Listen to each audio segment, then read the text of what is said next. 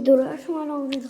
Svi ste gledali ovaj video što ovdje ovaj mapa smo gledali. Tako da ovo je tek part 1 zato što mi se isključio video. Ni mi je niko dvojno pišao tako nešto i ne. Kliko ne.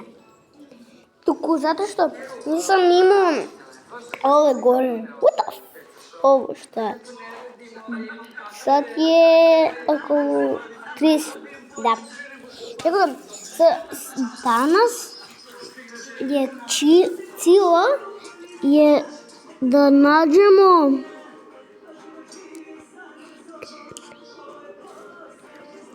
čekajte.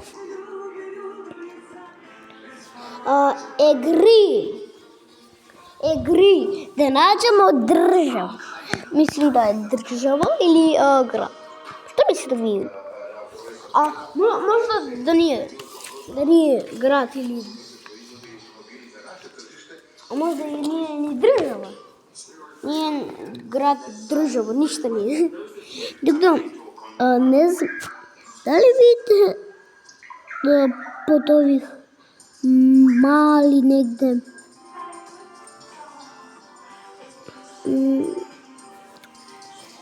neki mali ovdje. Čekajte da nađemo. Ne, danas je cilj da nađemo polarnog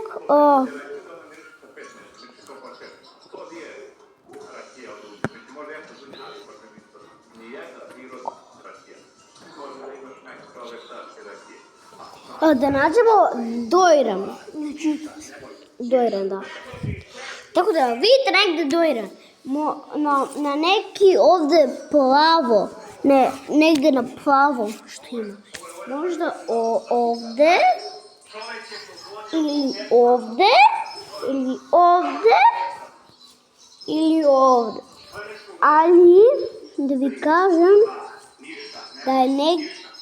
da je možda ili ovdje, a možda je na ovoj strani ili na ovoj. Pišite u komentarima. Potom, sad ćemo naći Skopje, moramo da nađemo. Tako da izvinite šta ima TikTok, ali moj tata gleda TikTok. Ili, ne znam, šta gleda. Tako da, TikTok, šta? Deka je Skopje. Ovdje piše SKOPJE.